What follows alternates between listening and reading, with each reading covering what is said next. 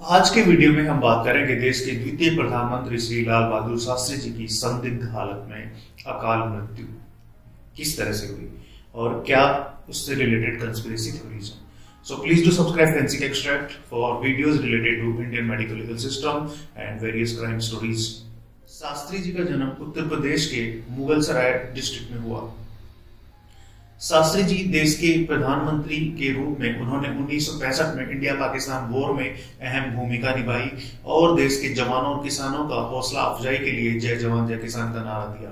आप सभी इससे अवगत होंगे। आज शास्त्री जी की 57वीं पुण्यतिथि है। 11 जनवरी 1966 को शास्त्री जी की अकाल मृत्यु हो जाती है और वो रहस्य आज तक भी रहस्य ही बना हुआ है। 10 जनवरी 1966 को एक ताशकंद में समझौता होता है इंडिया और पाकिस्तान के बीच। ताशकंद समझौते के कुछ ही घंटों के बाद में एक पार्टी ऑर्गेनाइज करी जाती है और शास्त्री जी 4 बजे के आसपास अपने विला में आ जाते हैं। शास्त्री जी ने हल्का सा भोजन करा जिसमें पालक साग और आलू की सब्जी खाई उन्होंने और 11:30 बजे के आसपास उनके कुक ने उनको एक गिलास दूध दिया। बताया जाता है कि शास्त्री जी के जो पर्सनल कुक थे रामनाथ, वो उस टाइम वहीं थे, लेकिन दूध और बाकी खाना अरेंज करा गया मोहम्मद जैन और उनके साथियों के द्वारा। मोहम्मद जैन उस time Indian ambassador in Moscow mister T N. Kaul के पर्सनल कुक थे। शास्त्री जी लगभग 1:25 पर 11 जनवरी 1966 को तकलीफ महसूस करते हैं और जोर जोर से खांसना शुरू कर देते हैं। आसपास के लोगों को उठाते हैं, अपने रूम से बाहर आते हैं और वो बोलते हैं कि मेरे डॉक्टर को बुलाओ।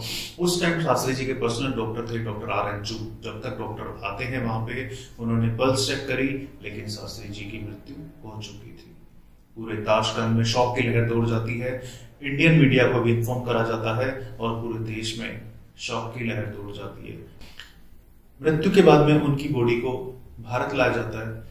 11 जनवरी 1966 को लगभग 11:30 बजे के आसपास दिल्ली एयरपोर्ट पे शास्त्री जी की बॉडी लाई जाती है। शास्त्री जी की महज 19 महीनों के प्रधानमंत्री कार्यकाल के बाद में इस तरह से मृत्यु हो जाना कई तरह के प्रश्न उत्पन्न करती है और कई तरह की कंस्पिरेसी थ्योरीज हैं, जिसमें कि कुछ लोग बोलते हैं कि केजीबी जो उनकी सुरक्षा के लिए जिम्मेदार थी उस टाइम ताशकंद में, वो एक रशियन एजेंसी थी, उसने सस्पेक्ट करा के शास्त्री जी को किसी ने पॉइजन दे दिया।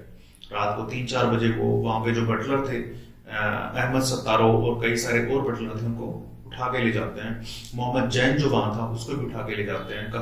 रशियन एजेंसी ने अपना इन्वेस्टिगेशन करा, लेकिन उसकी कोई इन्फॉर्मेशन अवेलेबल नहीं है।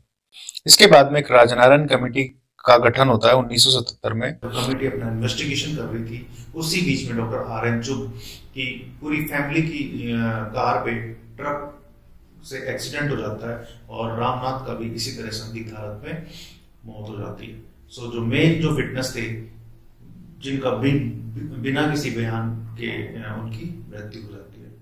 सेंट्रल इंफॉर्मेशन कमीशन ने प्रधानमंत्री कार्यालय को, गृह मंत्रालय को और विदेश मंत्रालय को डायरेक्ट करा कि प्रधानमंत्री की मृत्यु से जुड़े हुए जितने भी दस्तावेज हैं उनको पब्लिक करा जाए। लेकिन आज इतने सालों के बाद में भी देश के द्वितीय प्रधानमंत्री की मौत रहस्य बनी हुई है। कहा जाता है कि शास्त्री जी की बॉडी पे नीले रंग के निशान थे और कुछ जगह कट भी लगे हुए थे। तो ऐसी कंडीशन में देश के द्वितीय प्रधानमंत्री का पोस्टमार्टम होना अत्यावश्यक था, ताकि पॉइजनिंग या फिर और कोई कॉज ऑफ डेथ हो उसका पता लग सकता था।